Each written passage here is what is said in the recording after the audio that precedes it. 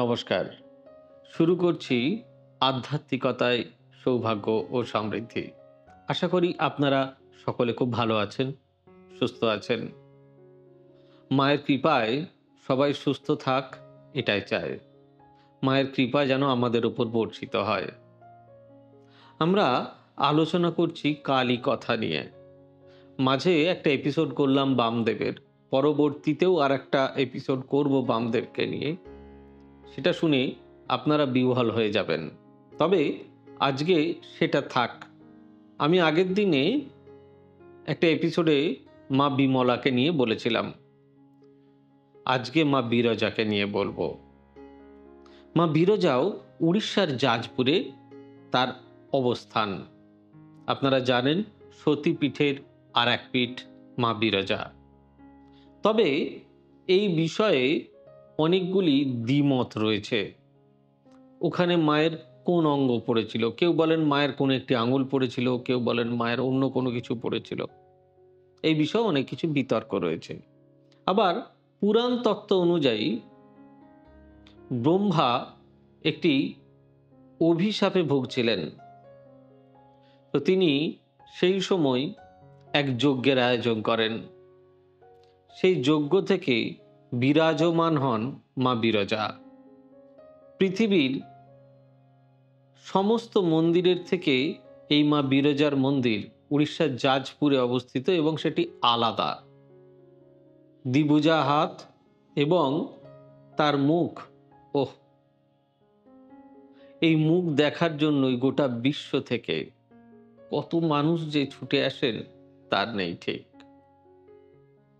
তাই মায়ের কৃপা, এই যে অসম্ভব এক করুণার অপার, আমরা এটাকে ভুলি কি করে, আমরা এটাকে অস্বীকার করি কি করে? স্বয়ং দেবাদিদেব যখন যার দুয়ারপাল, তখন আর এই বিশ্বে, এই ত্রিভুবনে কি থাকতে পারে? তার মানে তিনি কোন শক্তির আধার? হ্যাঁ, মায়ের দেহ হয়তো ৫১ খণ্ডে খণ্ডিত হয়েছিল, কিন্তু বিশ্বাস করুন প্রতিটা খণ্ডের, অর্থাৎ মা তো, আমি আজকে একটা জিনিস চিন্তা করছিলাম যখন এই প্রোগ্রামগুলো শ্যুট করব, চিন্তা ভাবনা করছিলাম মায়ের কোন অঙ্গ, কারণ এগুলো নিয়ে তো একটু পড়াশুনো করতে হয়, একটু রিসার্চ করতে হয়। তো আমি রিসার্চ করে যেটা দেখছিলাম, কোথায় মায়ের পিঠ পড়েছিল, কোথায় মায়ের গলা পড়েছিল, কোথায় মায়ের নলি পড়েছিল, কোথায় মায়ের স্তন পড়েছিল। আপনাদের শুনতে হয়তো কেমন লাগবে আমি এখন যে কথাটি বলছি। কারোর খুব ভালো লাগতে পারে, কেউ আমাকে খুব গালিগালাজ করতে পারেন, করতেই পারেন, কোনো অসুবিধা নেই। আমার মনে হচ্ছিল মায়ের পিঠটা অমুক জায়গায় পড়েছে, মায়ের স্তন অমুক অমুক জায়গায় পড়েছে। আমি মায়ের আমি মায়ের বুকে মাথাটা কোথায় রাখবো? বিশ্বাস করুন, হৃদয় থেকে বলছি, অনুভূতিটা এসেছিল। তারপর মনে হলো ঠিক আছে, নয় মায়ের পিঠেই মাথা রাখি। এটা নিয়েও আমি প্রোগ্রাম করব। মানে মায়ের পিঠ কোথায় পড়েছিল, মায়ের অন্যান্য অঙ্গ কোথায় পড়েছিল। আমি তো বলেছি আপনাদের ৫১ পীঠ এবং তাছাড়াও যেসব শক্তিপীঠ রয়েছে সেটা নিয়েও আমি প্রোগ্রাম করব। যতদূর আমার জানা আছে আমি আপনাদের সামনে ততদূর উপস্থাপিত করার নিশ্চয়ই চেষ্টা করব। তো মা বিরজা, মানুষ যে কোনো বিপদে পড়ুন না কেন তার কাছে গেলে উদ্ধার পাবেনই পাবেন। এবং আমি যে বললাম বিশ্বের নানান প্রান্ত থেকে সবাই মা বিরজার দর্শন করতে আসেন এবং কেউ খালি হাতে ফিরে যান না। বিশ্বাস করুন, আপনারাও যান না, গিয়ে দেখুন। মা মা কি কখনো তার সন্তানকে বিমুখ করতে পারে? কখনো নয়। হ্যাঁ, দক্ষরাজ সতীকে অপমান করেছিলেন, অপমান করেছিলেন তার জামাইকে নিয়ে। সব দেবতাকে ডেকেছিলেন, কেবলমাত্র কেবলমাত্র দেবাদিদেবকে বাদ দিয়ে। মায়ের খুব সম্মানে লেগেছিল। তাই জন্যই তো মা আত্মাহুতি দিয়েছিলেন সেই বৃহস্পতি যজ্ঞে।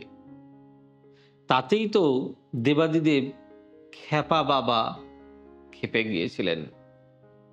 সেখান থেকেই মায়ের এতগুলি স্থান তৈরি হয়েছে, মায়ের এতগুলি মাহাত্ম্য। আমাদের পশ্চিমবঙ্গেই অনেকগুলি পীঠ আছে, সেগুলো নিয়েও আমি আলোচনা করব। বাংলাদেশে রয়েছে, ভারতবর্ষের নানান জায়গায় রয়েছে, কাশ্মীর থেকে কন্যাকুমারী, মায়ের ব্যাপ্তি সব জায়গায়, সর্বত্র। যেটা বলছিলাম, মা বিরজা, মা বিরজার কাছে আপনারা যারা ব্যবসা করেন, অর্থাৎ যারা ব্যবসায়ী মানুষ, বিরাজ মানে কি, মা যখন বিরাজ করেন, মায়ের কাছে যান, আপনার দুঃখের কথা, আপনার কষ্টের কথা আপনি মাকে গিয়ে জানান। মাকে গিয়ে যদি জানান, মা আপনি তো সন্তান, আপনাকে খালি হাতে কখনো ফেরাবেন না। আর একটা জিনিস করতে নেই, কি বলুন তো, যেটা আমরা করি কি, মা আমার এই কাজটা হলে আমি তোমাকে এই জিনিস দেব। বলুন তো, আপনি মাকে দেবেন এমন ক্ষমতা আপনার আছে? আমার তো মনে হয় না।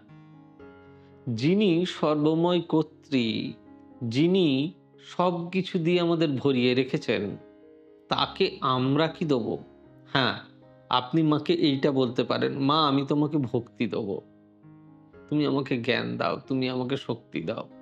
যেটা আপনি দিতে পারবেন, যেটা আপনার, সেটাই মা প্রসাদ রূপে গ্রহণ করবেন। আমার এরকম জানাশোনা প্রচুর মানুষ আছেন, যারা বড় বড় ব্যবসায়ী, যারা অনেক বড় বড় বিপদে পড়েছেন। তাদেরকে আমি বলেছিলাম যে আপনারা যান না, গিয়ে দেখুন না। বিশ্বাস করুন, মায়ের কৃপায় তারা অনেক ভালো আছেন। তাই মায়ের কৃপা ভুললে চলবে না। আর আমাদের প্রোগ্রামগুলি প্রত্যেকটা দেখতে হবে, যদি আপনাদের ভালো লাগে, যদি এটা ইনফরমেটিভ হয়ে থাকে। যদি প্রোগ্রামটি ভালো লাগে তাহলে প্লিজ একটি লাইক করবেন, শেয়ার করে দেবেন প্রত্যেকের কাছে। মা যেন প্রত্যেকের ঘরে ঘরে পৌঁছে যান, এটা তো আমাদের দায়িত্ব, এটা তো আমাদের কর্তব্য। আপনি সন্তান হিসাবে তো মাকে প্রেজেন্ট করবেন, আর তো কিছু করছেন না। তাতে করে সববার যদি উপকার হয়, আপনার উপকার তো হতে বাধ্য। তাই শেয়ার করবেন, লাইক করবেন, আর আমাদের অফিসিয়াল ওয়েবসাইট www.astrosavysachi নজর রাখবেন। আর আমাদের বুকিং নাম্বার 9734454545, 8335012267, 9830006733, 9830240199, 9830092045। নজর থাকুক আপনাদের সৌভাগ্য ও সমৃদ্ধিতে।